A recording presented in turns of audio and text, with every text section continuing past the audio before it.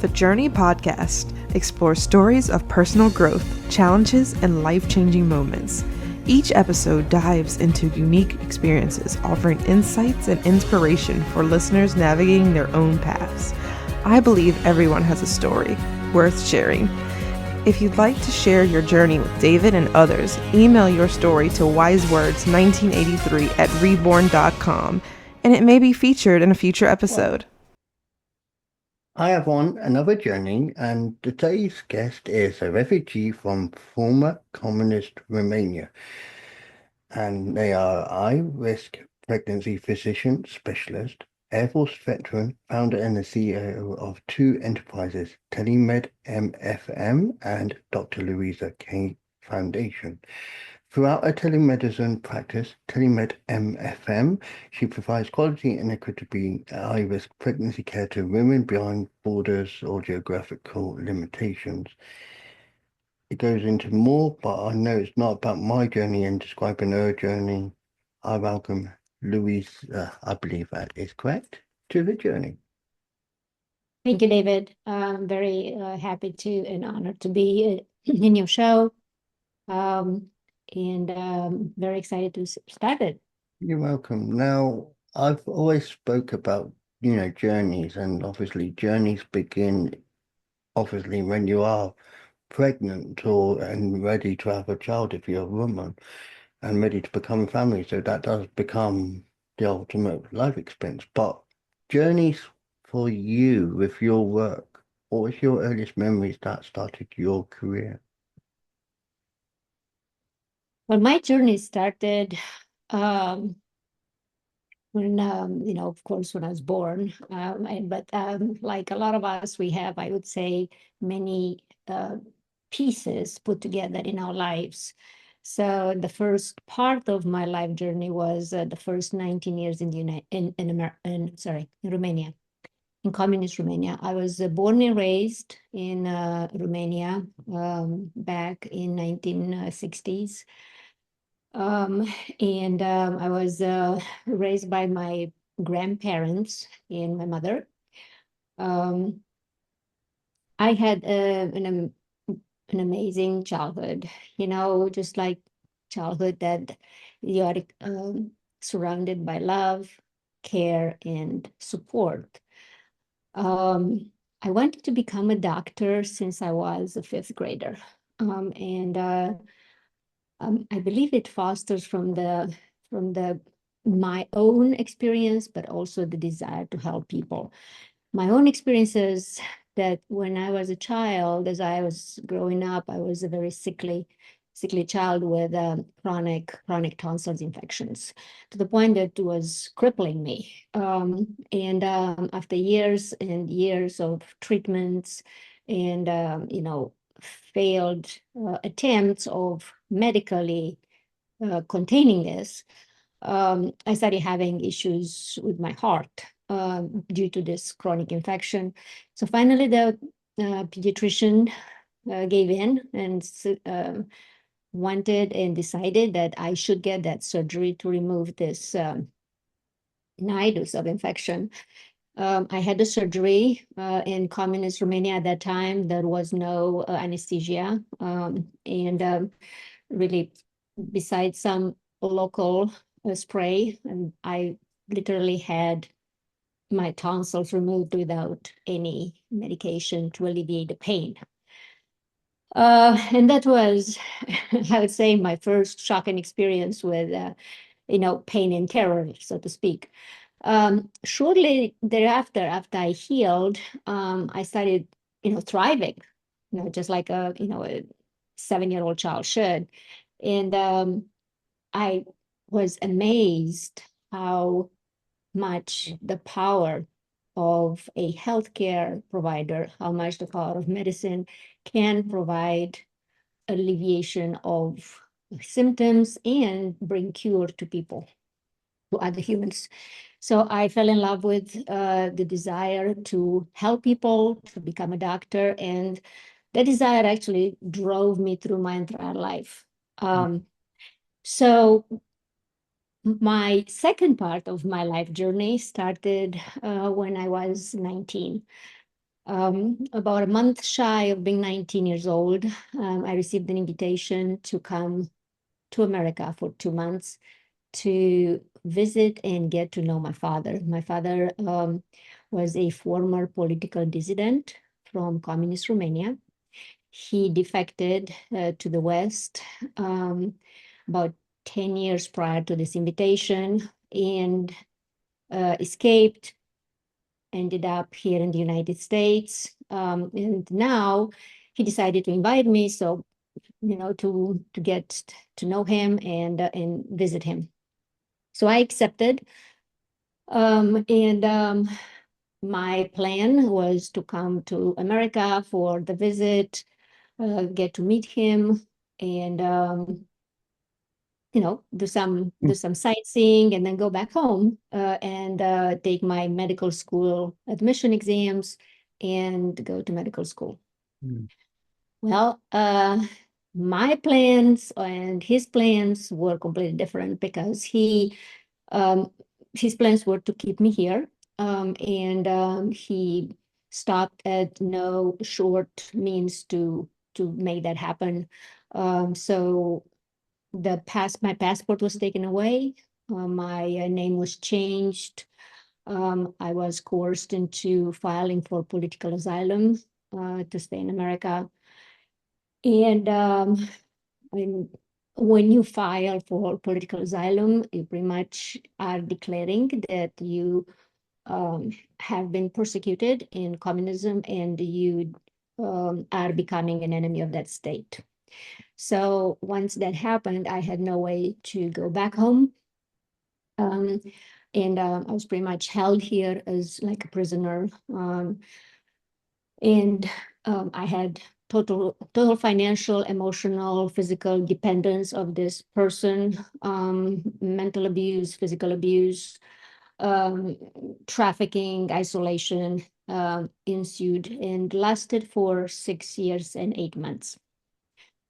At that point, I succeeded to secure an apartment, secure a job, and I got my American citizenship, and I finally achieved my independence from my father. So that is the second part of my life journey. Of course, this is very abbreviated. I was, very much supported, even from this far away, by my mother over all those years.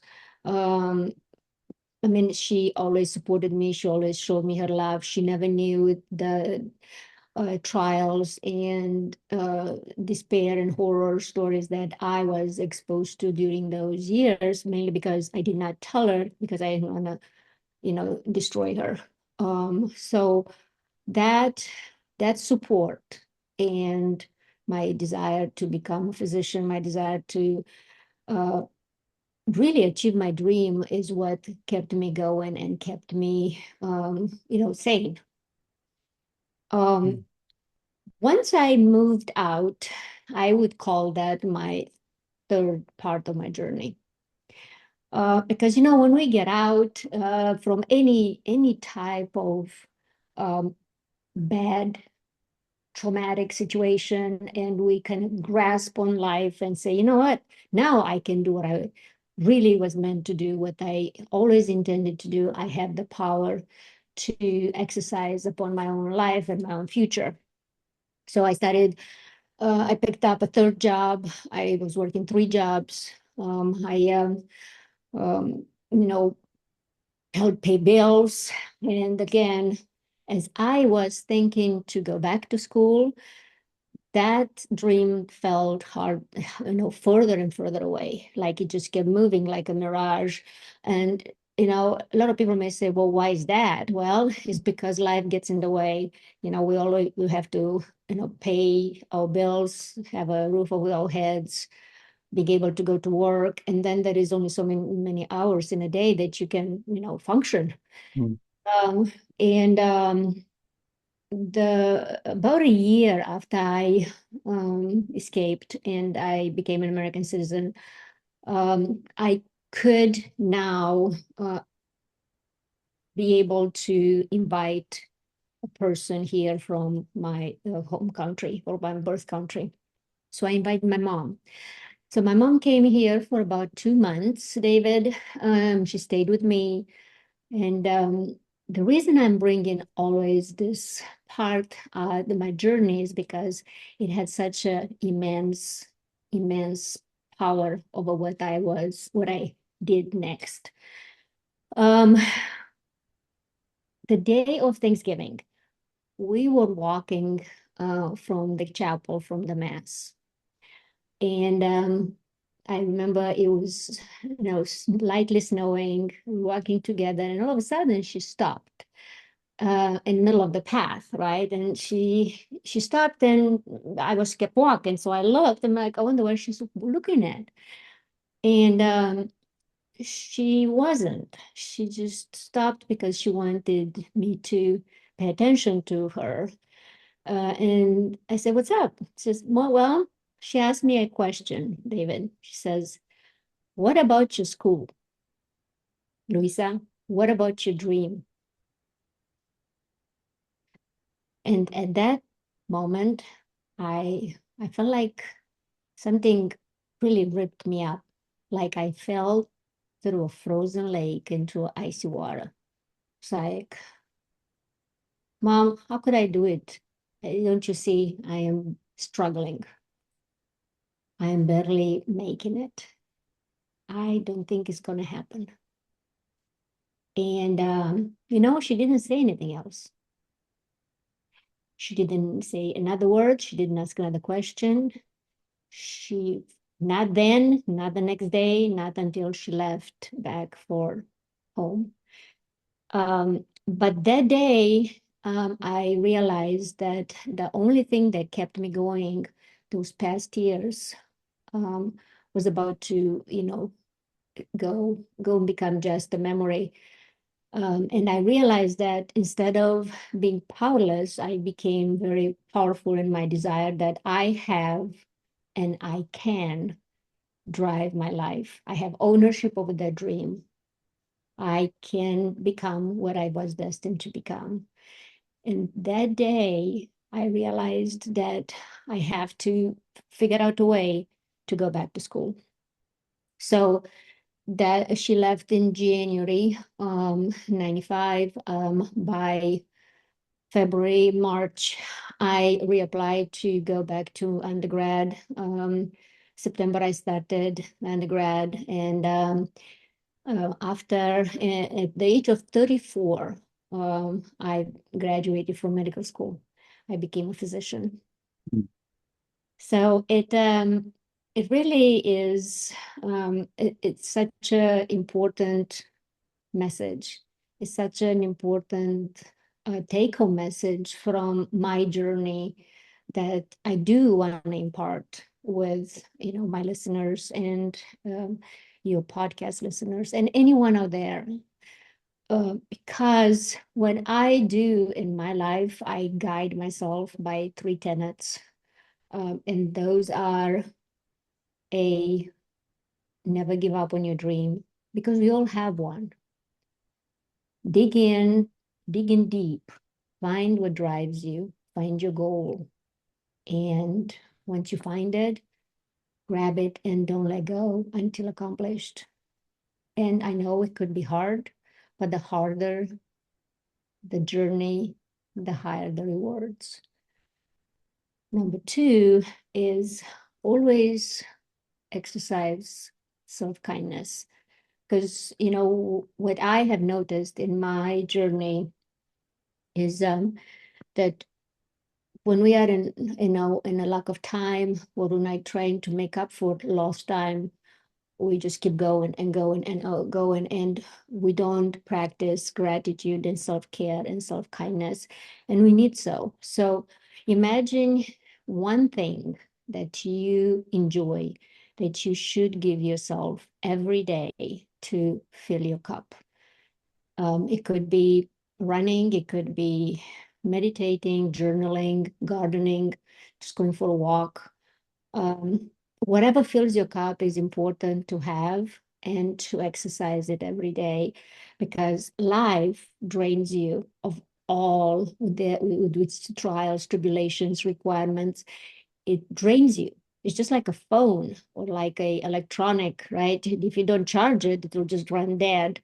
And if you just let it go unfilled, after a few days, you try to play catching up and you just feel depleted of all that energy that you need to keep going.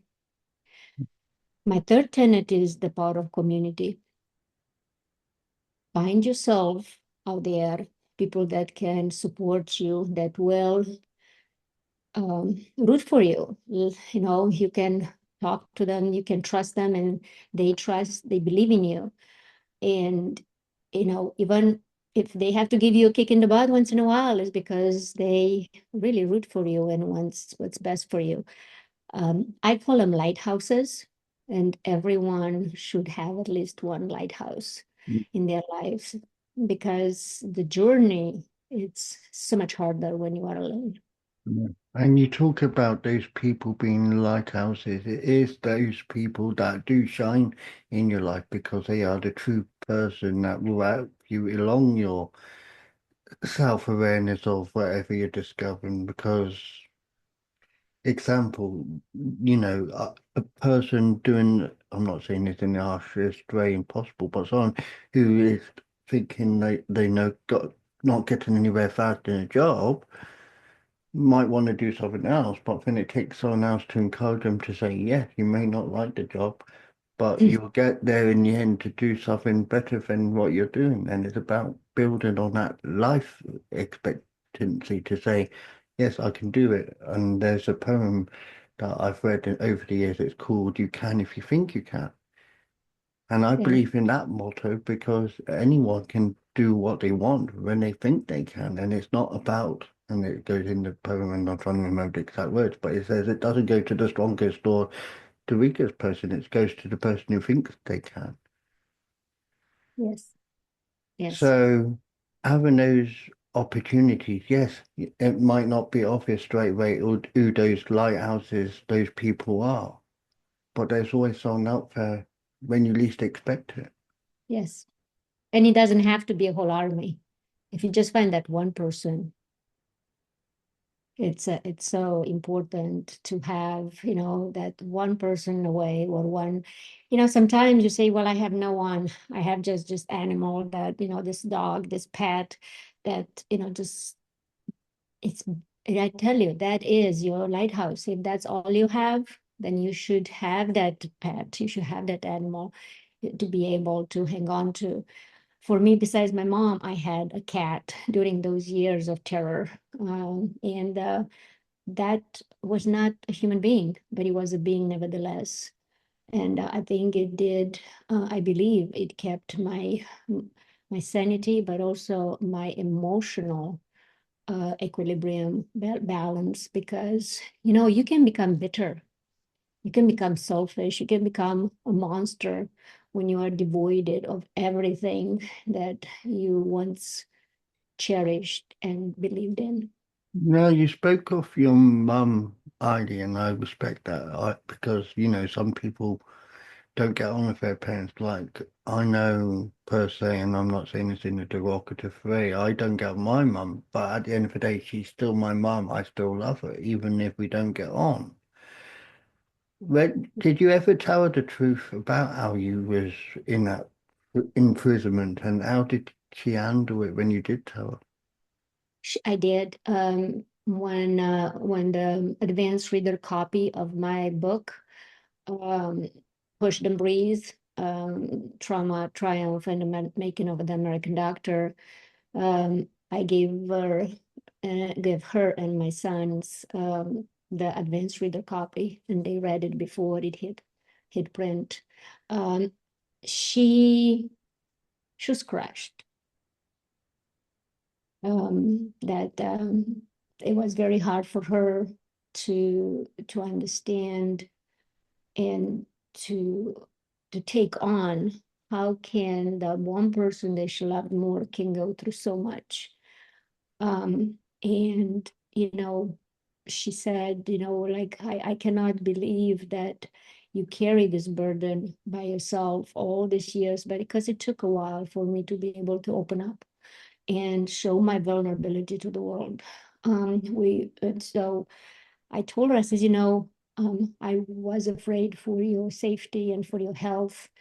And what good would it have done so far away from being home for you to know and, ruminate over all this that happened to me? So it was done out of protection for her.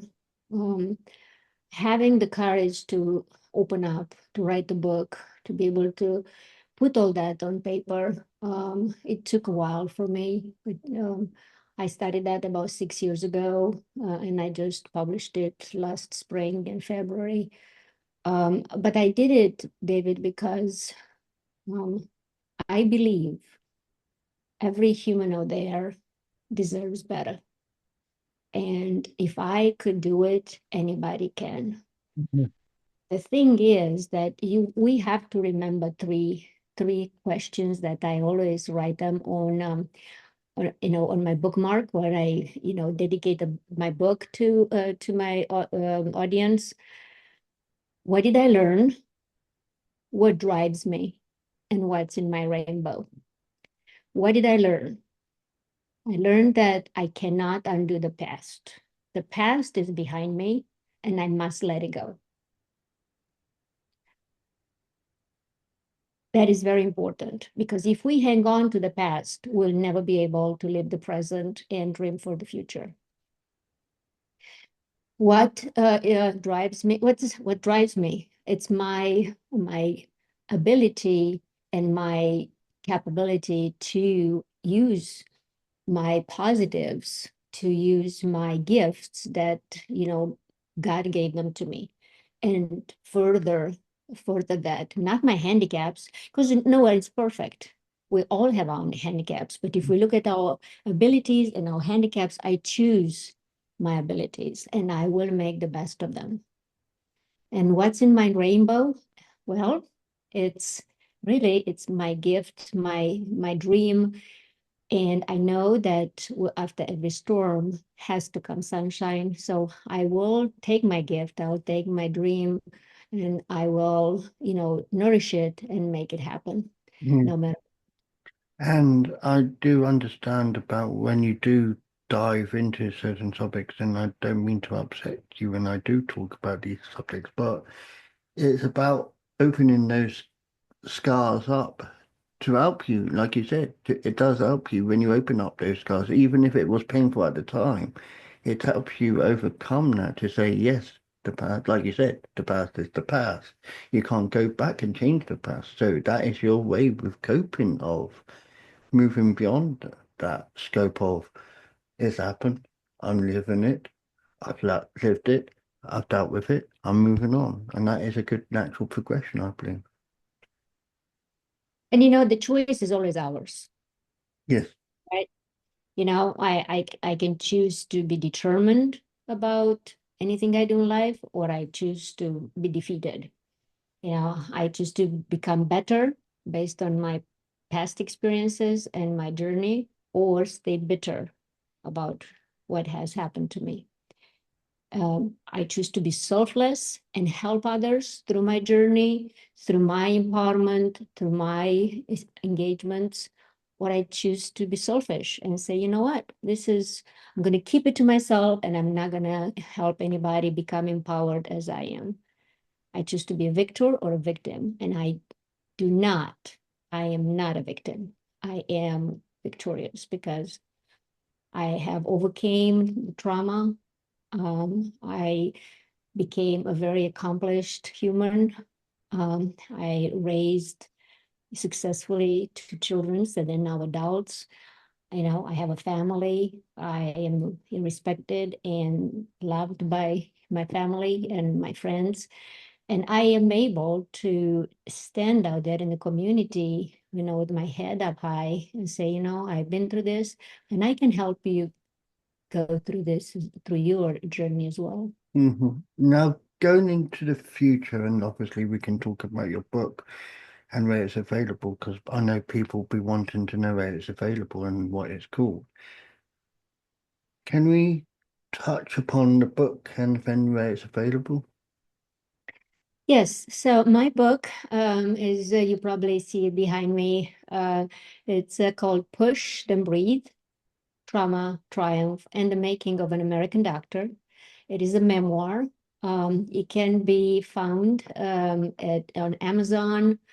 It can also be purchased directly through me. You can reach me through my websites. That is Dr. Luissa with double S. So DrLuissaK.com. I also have my own telemedicine practice at David. So kindly mentioned at the beginning of the show. It's TeleMed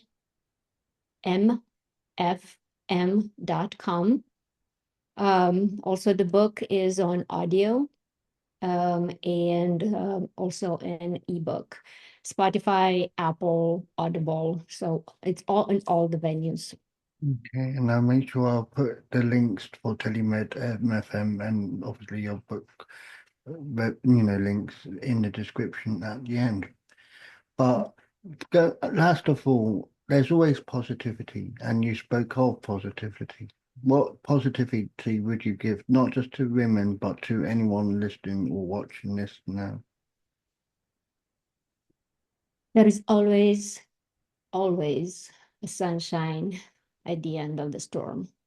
And what I want for everyone is to first dig that deep down and find your possibilities, find your dream, then embrace the possibilities that you can become who you are meant to become, overcome and influence the world, because after all, it's your world. I agree totally. Dr. Luissa K, as you said, and I avoided saying your surname because I probably will say that one, but thank you for sharing your journey with us today. Thank you. Appreciate you having me on your show.